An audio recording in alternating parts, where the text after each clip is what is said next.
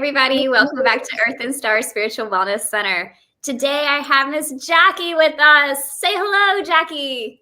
Hi, everybody. I'm so happy to be here and be with Mary in this way. We're so excited to have Jacquie. For those of you who don't know, Jacquie was with us at our 2025 June retreat in Highlands, North Carolina, and she did her singing roles. She assisted in our women's circle. She helped open the waka, the energy vortex that could absolutely change everyone's life. And she is joining us again today because we are actively in love with her and want her to stay part of our lives moving forward. Tell us a little bit about you right now, Jacquie, or what you have going on. Her website, guys, is projectmindful.org. And tell us what you got going on over there. Yeah. Well, first, I want to say how amazing that experience was with you on retreat and just being with your community and how beautiful and open they were, and to see the transformations that happened from beginning to end.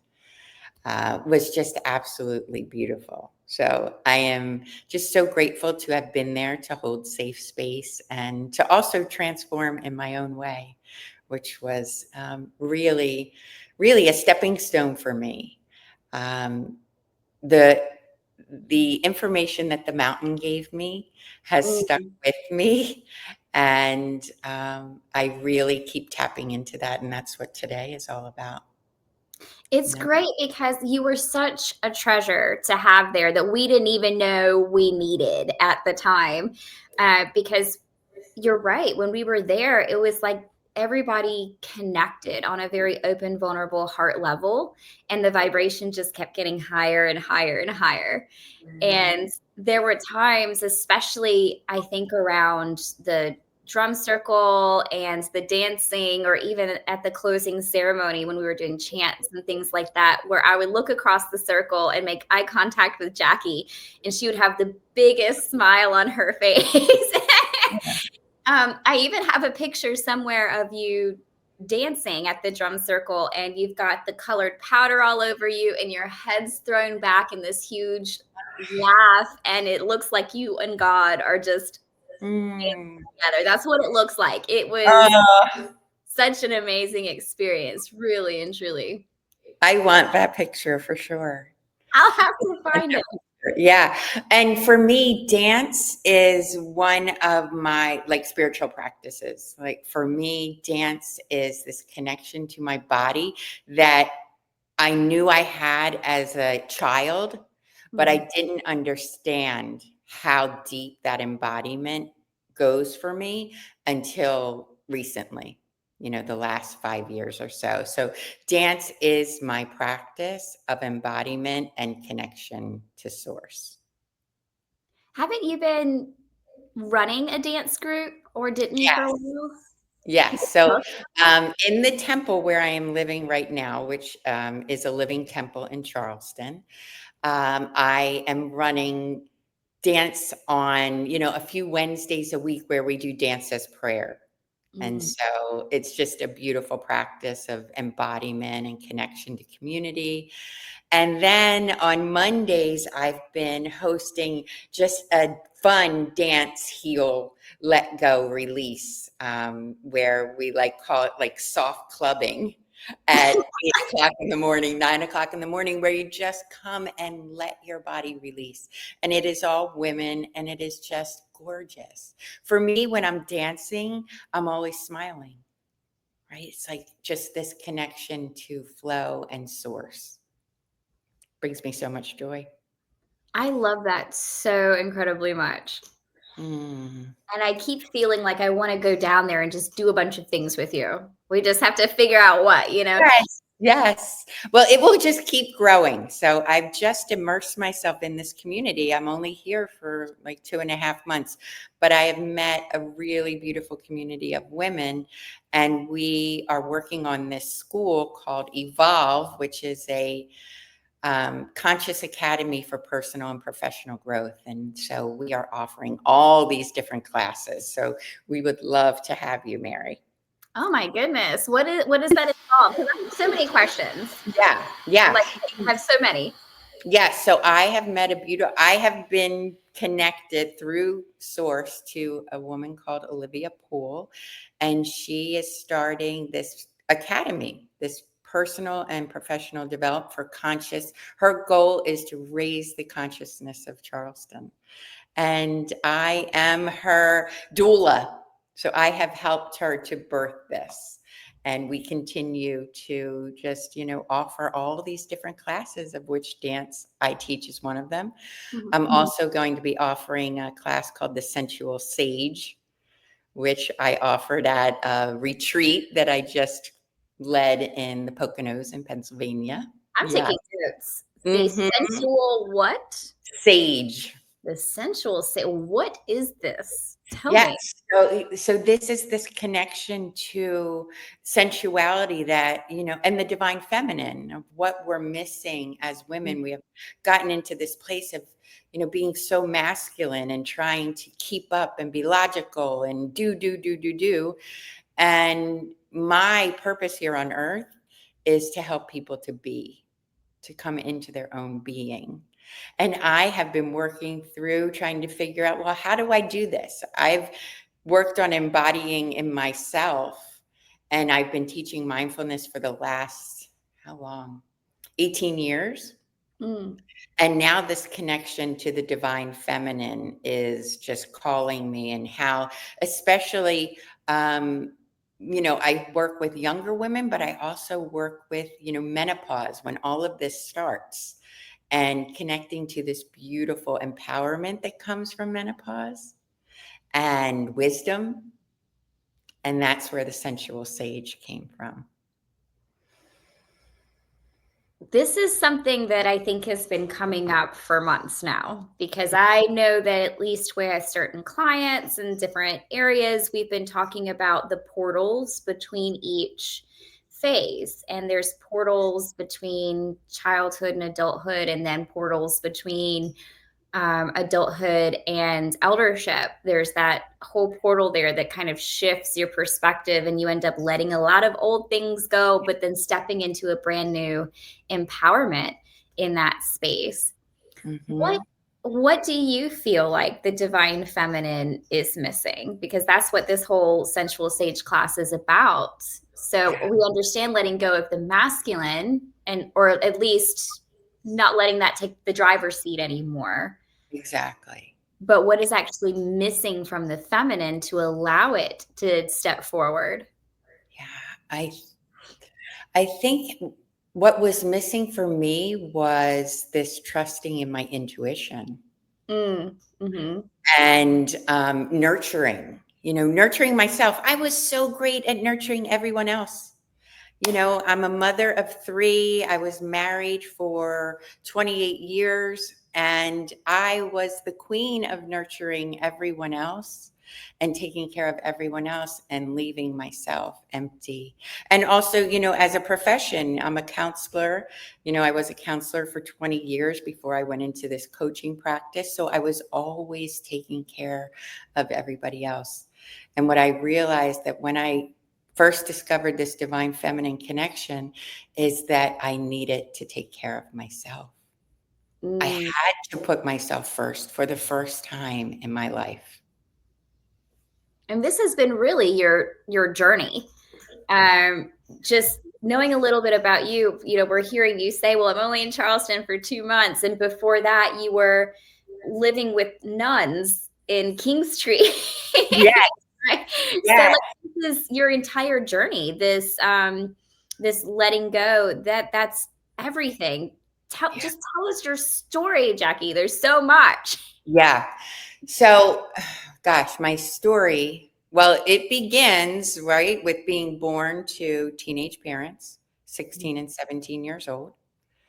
Um, and I realized, as I'm taking this journey of connecting to the divine feminine, that there was healing that even had to occur for me. I had to go back into the womb to Mhm. heal. So I had to go back in the womb because, I wasn't a wanted baby. And I had to go back and realize that part of my disconnection from self started there. So, my journey is certainly not linear, right? It's not like this, but it has been like this. So I have been deeply connected to myself in so many ways and by so many modalities. My journey includes my mother dying at age when I was 14 and she was 32. So all of these things have led me to where I am now and understanding, this deep connection to self and to love and to trusting. So I was married for 28 years and I have a beautiful husband who we are separated, but we are not divorced as of yet. And I realized that I was not happy. I was going through the motions. I was being the best mother and wife that I could be. I was a fucking rock star mother, but I had let myself go in the process. Being a mother is one of the most consuming jobs you can have. And I didn't know that there could be balance in being a mother, being a wife, being yourself. I had given myself entirely to that role and lost myself in the process.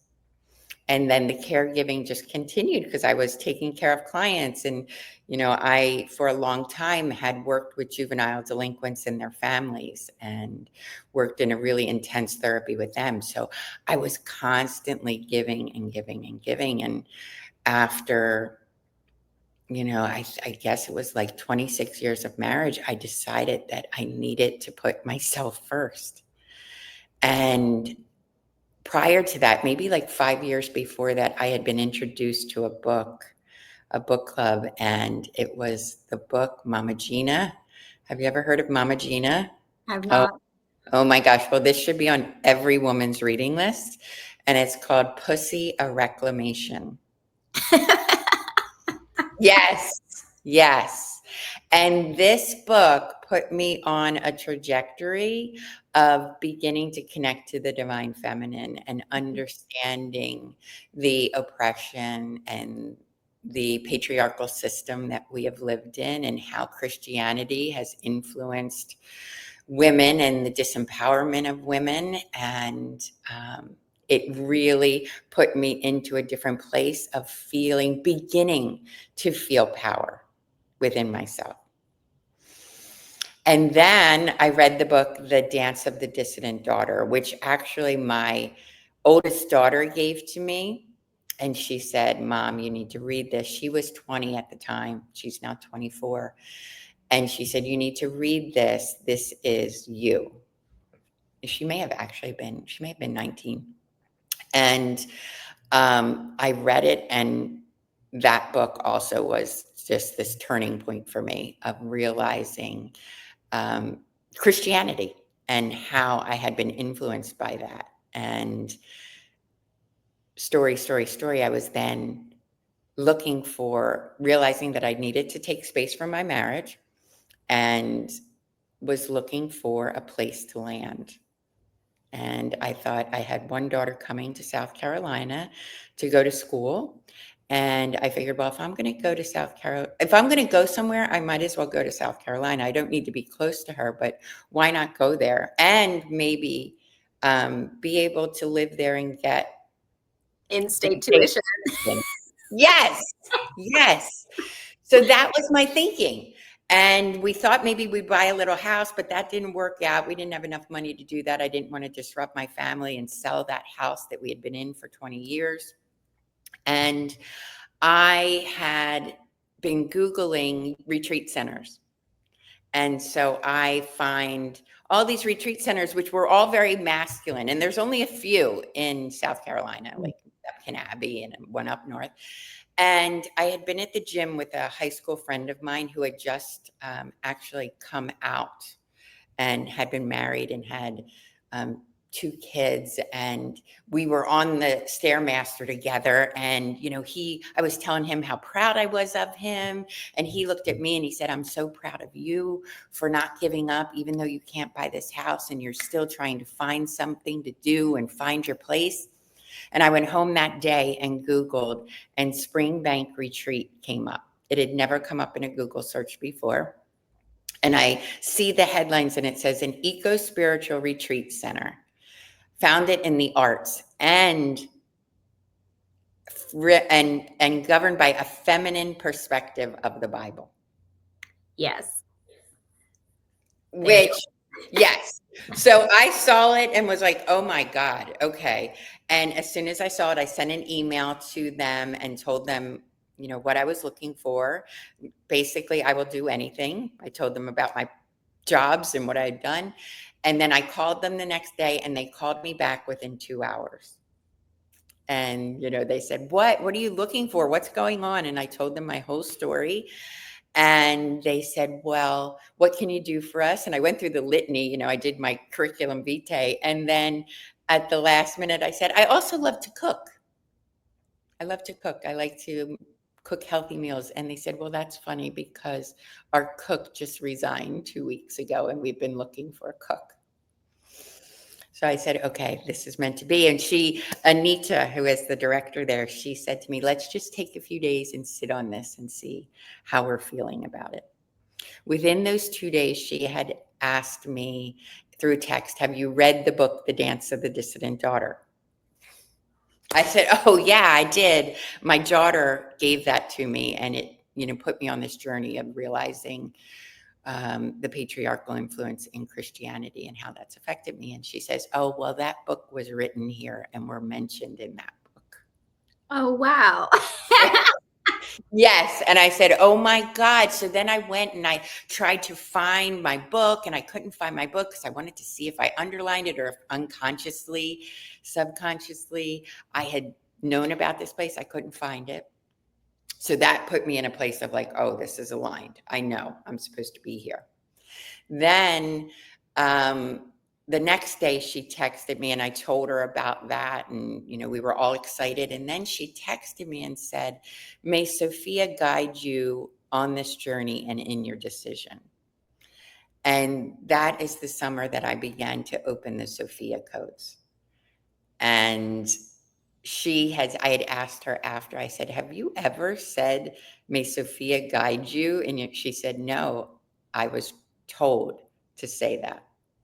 I've never said that to anyone. So that put me in this place of being like, oh my God, yeah, okay, I'm coming. I have no idea like what I'm doing, but I know I need to just come because I'm being divinely led. So this was like the beginning of me going into that surrender mode and trusting that there was a bigger, brighter energy that was taking me through this, that I needed to surrender.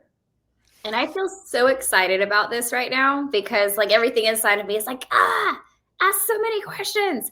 First, I want to recognize the synchronicities and how divinely guided you were.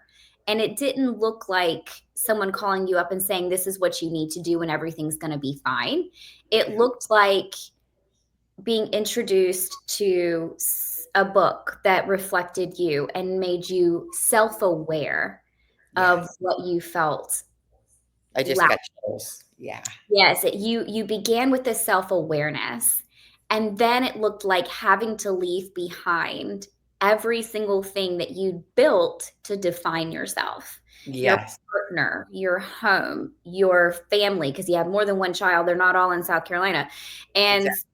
like everything that you even knew to be your identity, and then end up in this place where you have been able to go because what was lacking was your connection to source and everything you were pouring out. And what I'm hearing you say is that once you were aware that that connection wasn't there, you went from being disconnected from a traditional Christianity stance to being invited into a feminine Christianity stance, Yeah. understanding how it's it's not the teachings, it's not the spirituality part that's wrong with it. It was everything else that you bought into in a very traditional way that was keeping you disconnected.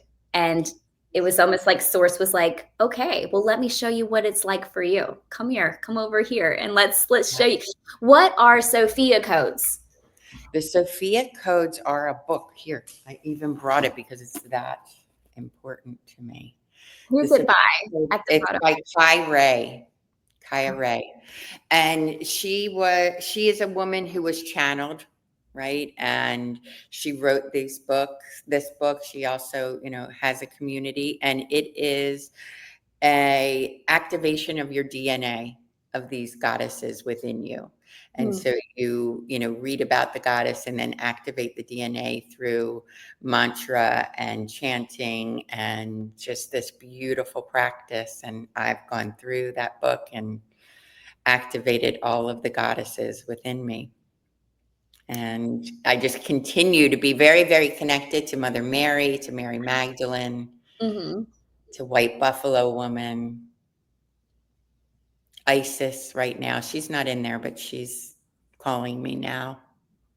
That's what I was about to say. Well, before we jump into that though, because you're now in the Temple of Isis, who you're Yes. invited into. So before we jump there though, um, how do the Sophia codes, which are DNA activations for your feminine energy, is what I'm hearing. Yep, How does absolutely. that relate to Sophia? Because I feel like the woman at the retreat center, because she's a nun, when she said Sophia, is this a saint? Sophia is Mother God. Sophia is wisdom, which I had never known because we don't know it. We are not taught that in our religious practice. But Sophia, in a time when there was Father God and Mother God, Sophia is Mother God, and she is mentioned in the Bible. But we have no idea. Part of it was cut out, and she is that wisdom, divine wisdom. It's like, wow, how could we not have learned this? Like, I don't So I get it. think you learned a lot being with the nuns in that space. Yes, and I had done a lot of learning before that as well. I started in my career as a mindfulness teacher. So I began this practice of connecting to the spiritual through mindfulness. I have been teaching mindfulness for the last 15 years, and that was my entry into the spiritual of becoming present. Because prior to that, I was quite ADHD and couldn't focus and was always running around. I was not grounded. Mhm. So, this is my life's work of setting that intention to be present and to know what being present feels like in your body and embodiment. And now I get to live that because, I've done that work. That's my work of the last 15 years. And that's true. You have to, when you're offering this to people and this becomes your purpose, your path, your dharma, you actually have to live that and embody that and be that before you can teach it to others. You can't just regurgitate information. That's not the wisdom No, of Sophia. no. And I am so not good at regurgitating information. Like, that is not what I am good with. I can read something and I forget it in seconds, but I know that it's embodied. Right? Mhm. It is not, I cannot spit what I just read and tell you, but I know it's embodied, and then I'm able to allow people to sit in that presence. That's Mm. what I'm good at. Yes. Yes, you are. Yes, you are. So Yeah. how did we get from a retreat of nuns and Sophia activations over to a temple of Isis in Charleston? Yes. So I was at the retreat center for 20 months, with still returning home for holidays and stuff like that, home to Pennsylvania. And at some point, I realized that I needed to go back to society because I was in a place that was quite isolated. It is in the middle of plantations and cotton fields in Kingstree, which is a very rural area of South Carolina. And I was able to connect with nature so beautifully there. It's all big sky and no light. So, this connection to the moon was so evident for me and present. And after 4 semesters of supporting the sisters and the other people who have come to the retreat, I realized that it was time for me to go out and begin to assimilate back into society again because I really was living in a log cabin from 1783, like just, it was a practice in being alone, Mm. even though I was surrounded by people, but really going into myself and having a greater understanding of all of this work and doing the inner child work and connecting to God in a different way than I had ever. Even the word God to me, that's what I worked on while I was there. Even coming to terms with that word because I have a visceral reaction to it. So it's beginning to roll a little more naturally for me. And then also working on a lot of shame of growing up from being Catholic and all of the guilt and shame, especially around sex and sexuality. And that was what I was able to really heal in the presence of these beautiful sisters and how they accepted me and loved me and allowed me to express myself in a really sensual way. It was really gorgeous. And so I was ready. I was ready to come back into society. And I was again just led to Charleston through people I had met at Springbank. And I had a beautiful friendship with a teacher who had come to Springbank, and many connections that he had has led me to Charleston now, and these beautiful connections with really, I call them queens. Like they are literally in their divine feminine power, and I get to now be around all of these women. What is a living temple? Because right now you are living in what you said at the beginning of this was the temple of Isis. You said it's a living temple. What does that mean? So the woman, Catherine the Grateful, she has been putting together a community that is a living temple. It has no it is secular. It has no religious um, ideology, but it is a community for people to feel accepted and loved in this space. And it is her home. A living temple is her home. And Mm. she has people coming and going all the time. She hosts events. She is a priestess and an activist, active in the community. And dance she hosts here. She hosts many events when she is here. I have been lucky enough to be holding space in the temple while she is away in Asheville and traveling the country with a new documentary that she is putting out there. So it's pretty crazy, like how I know I end up here because I'm following the signs. I have surrendered completely to logic. Like logic doesn't help me anymore. I seriously have only my listening to source, to creator, to mother. Well, that logic is what you said was putting you in your masculine. That's what your feminine was missing was the intuitive rather than the logic. And Yes. I saw a vision. If you want it, do you want it?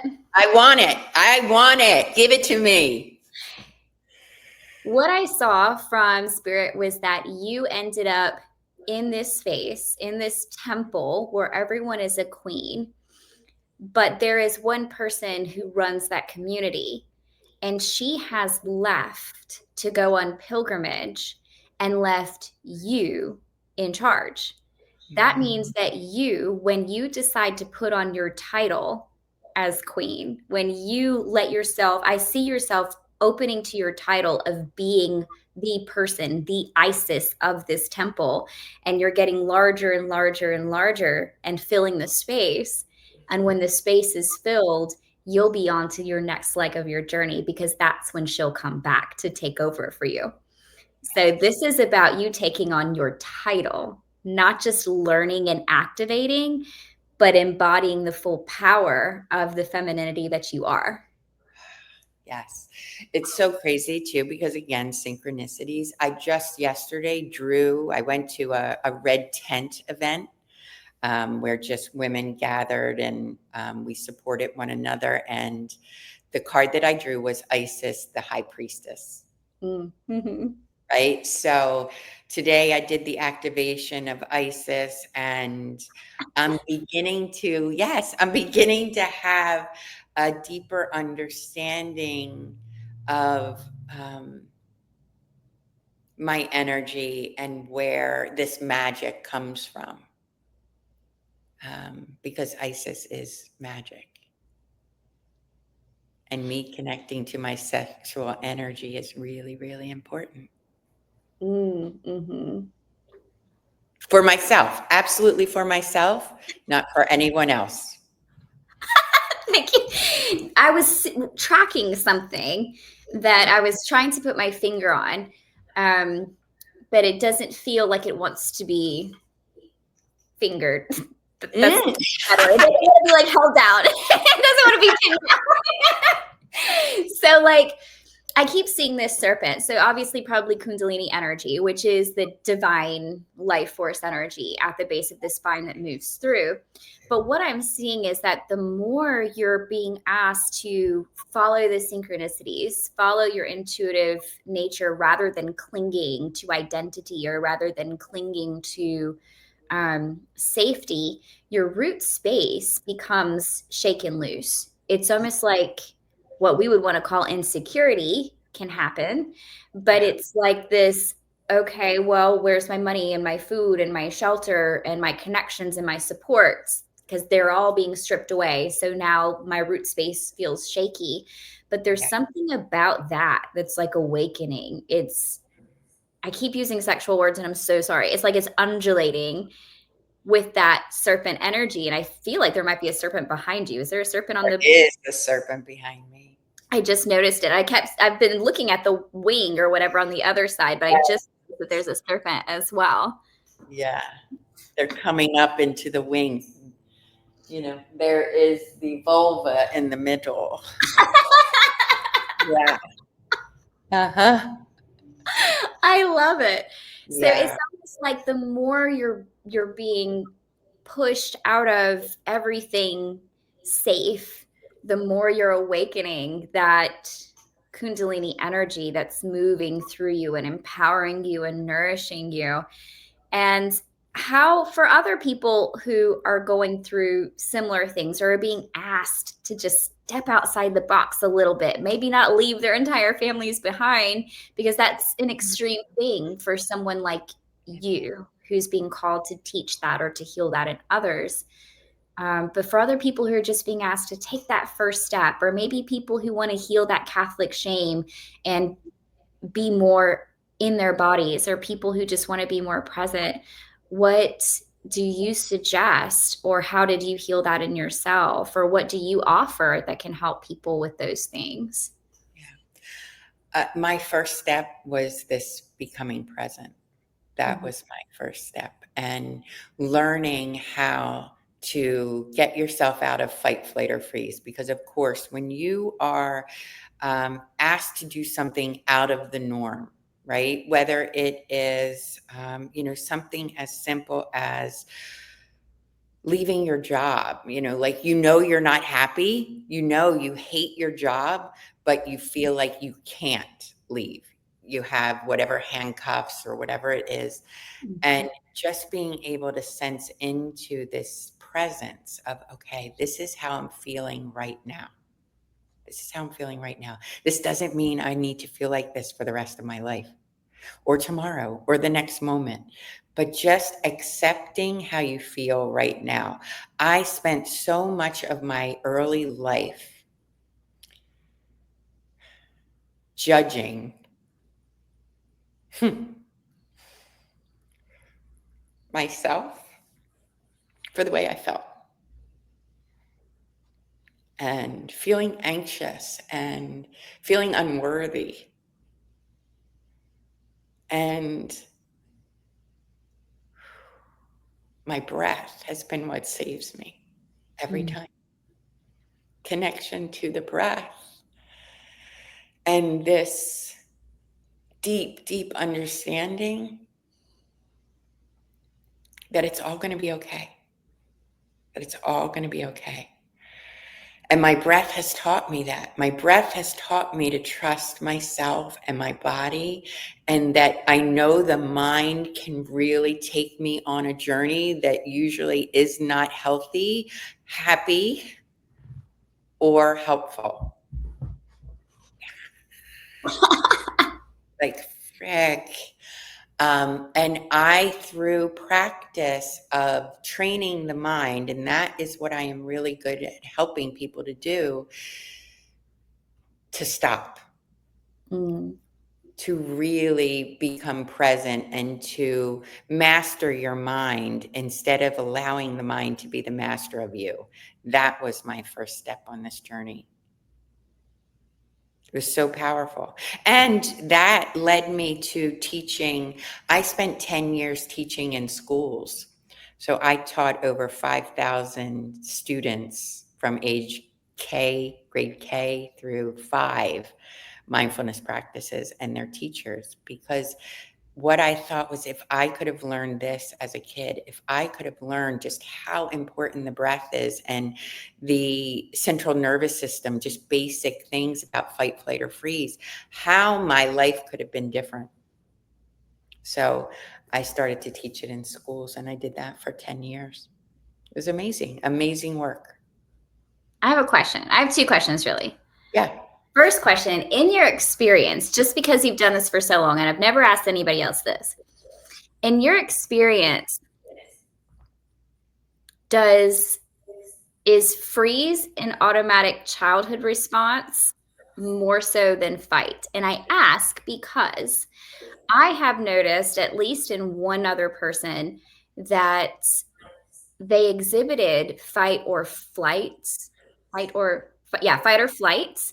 up until a certain age when they healed through the fight part, and Mm, then realized for the first time that their actual main thing that the nervous system would go to is actually freeze. mm, And that's why they had ended up in so many of those situations where they had to fight to begin with, because they were complacent or would freeze, like the mind would freeze when negative things would happen instead of them getting out of the situation. And then fight became the push over the edge that they had to get to. Does that make sense? It does make sense. It does make sense. And I think, that freeze comes from, you know, a lot of the trauma that people have is from their family, right? That's our first kind of place where we think we should feel safe. But Mhm. when that isn't safe, it's not a safe place to be. There is this automatic freeze response. Like, what the fuck's going on? Like, I'm supposed to be able to trust this. This is my mother, or this is my father, this person who is my ultimate source of safety, but yet I can't. There's this disconnect there. So there's just an automatic freeze, right? Like, what do I do?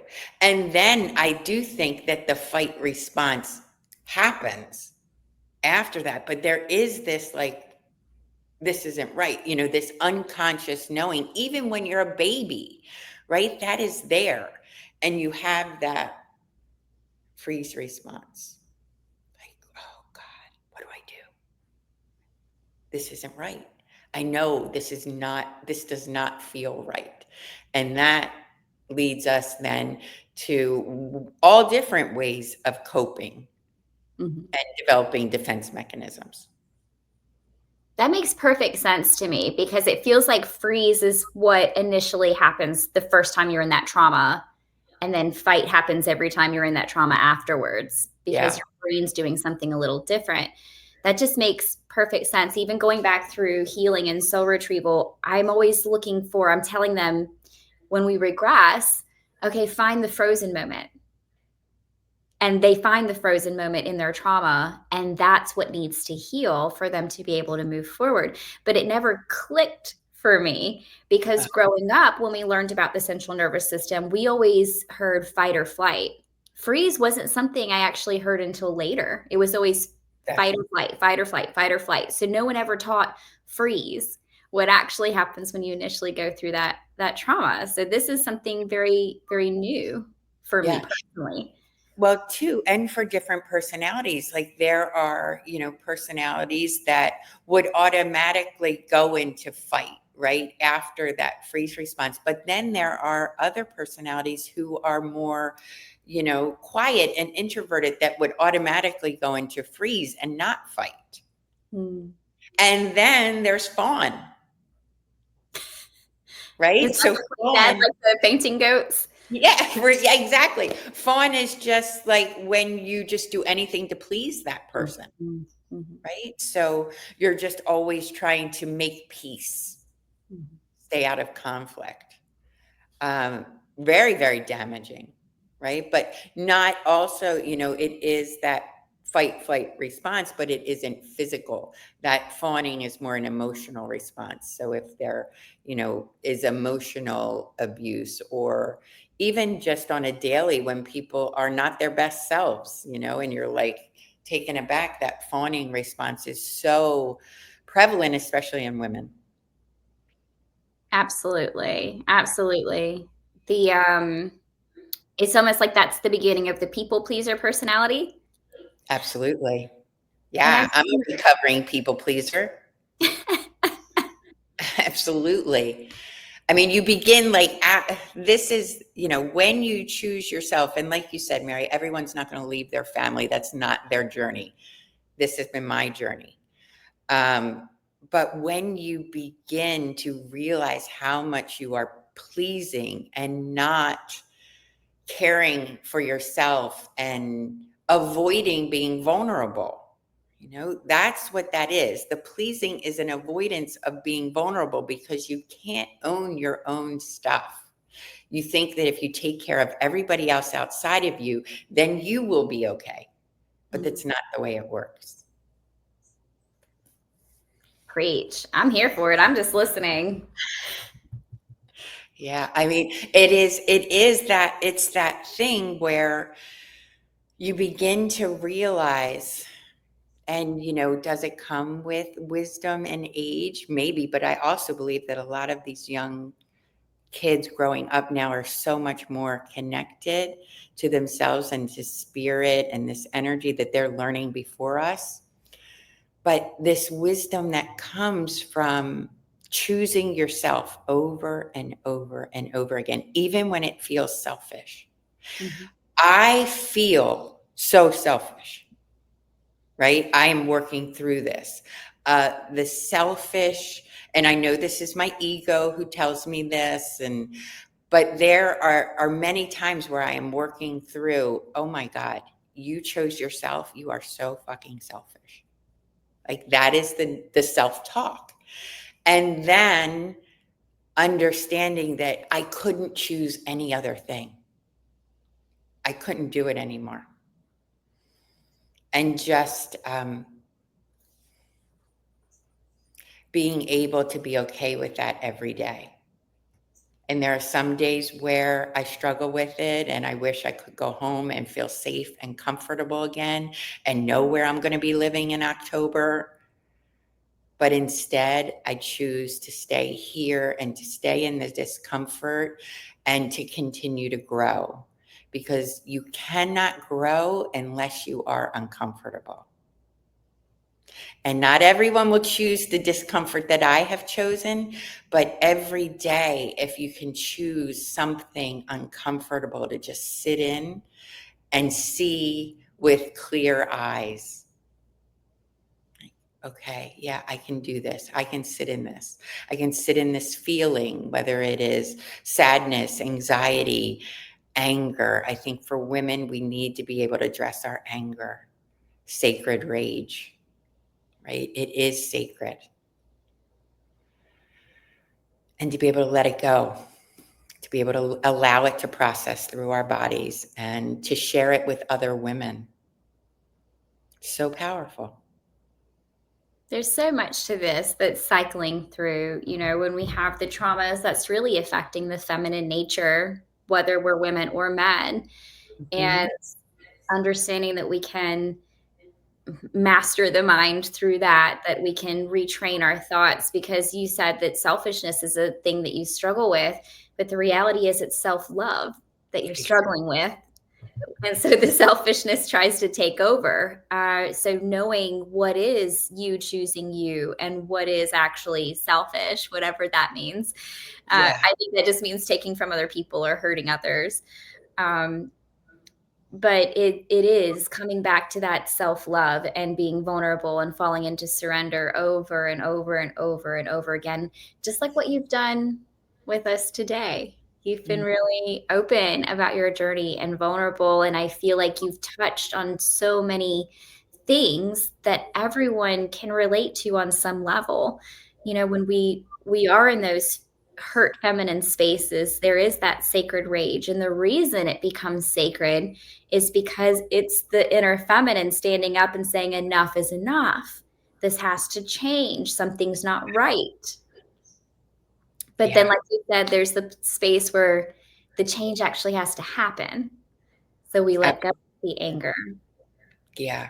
And in healthy ways, that's what I've learned, that all of this can be done in healthy ways. We don't have to be the victim.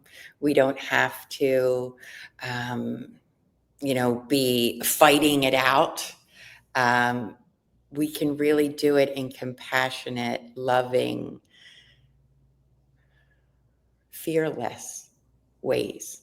That's another thing that I've learned, is really to tap into that fear, because poof, that's a big one. That's a big one. Really keeps us from moving on. Mm. And Mm. you've pushed yourself over and over again through that. Because as we've learned, unless someone's standing there with a knife, fear isn't real. Fear is, again, that self talk. Yeah. It feels a lot like just mastering the mind all over the place. Yes. Yeah. Control. And for sure, the I am in this space of surrendering to unconditional love for myself, that has been so potent and so right there underneath, like I feel it underneath my skin. It's there, but the conditioning is so strong. It's Mm, so strong. And to be able to look at that on a daily basis and just say, oh, yeah, I recognize that. I recognize that. I am aware of this conditioning, and I love myself no matter what, even with it, with all the shadow, because we all have that. We all have the shadow, and loving ourselves in spite of it. mm. That's the most powerful way to do shadow work. Thank you, Jackie. The most powerful way to do shadow work is to do full self acceptance. I accept all of my shadow. I accept me with all of these perceived flaws. I accept all of me and my personality traits. I accept me and everything that I've been through. I just accept me and who I'm becoming, who I am not yet, but want to be. Just the full embrace of the self. That's beautiful. Hmm. It's a journey. Or at least it is for me. I was not born into this. I have, you know, worked at it And, we are all still works in progress. And I do every day, though, get excited for the journey of the day, the journey of the moment. And whoever I can help along the way, I'm grateful to serve. The word that kept coming this morning was that you were taking the long way home. So back yourself to who you are. And I just feel like that's so embodying for everybody. So thank you, Jackie, for choosing, whether you consciously chose or not, thank you for choosing to take the long way home so that, and even thinking of when you take the long way home, we do it so we can enjoy what's going on around us, so we can see more scenery. We're taking more time to get to the same place that we want to be. Yeah. Yeah. Sometimes the long way home can be really excruciating. I'm a manifesting generator in human design. So like I like to get places the quickest I can and to skip steps. And this journey has been all about slowing down and making mistakes, learning from them, and really just being compassionate to myself and to everybody else around me. But are they really mistakes if it's part of your journey to experience them? Yeah, you're so right. Yes, absolutely. I totally believe that everything that has happened to me has been meant to happen and that there are no mistakes. So, yes, that word should be erased. But you see, it's still there. It's in my consciousness. But in my heart and in my soul and in my womb, I know there are no mistakes. Everything was meant to be. I trust in that. I am connected to source in that way. That is something I know. Thank you so much for sharing your journey with us today, Jackie. It's really been heartfelt. There were a couple of times I was like, don't cry, don't cry, don't cry. Is there anything And I'm like, cry.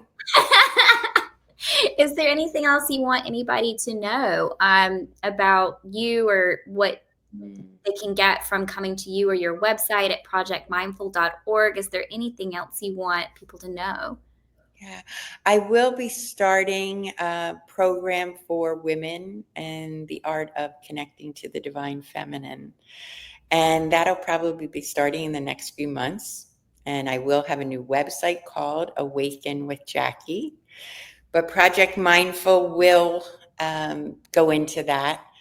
And, if you are a woman who feels anxious a lot of the time and disconnected from your body and in your mind too much, I can help with that. That is my special gift of helping us to be. I also work with men who want to feel more connected to the women in their lives and help them to do that. And if you're in Charleston, come and look me up.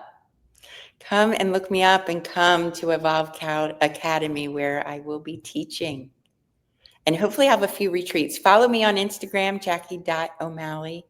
That's where I put everything.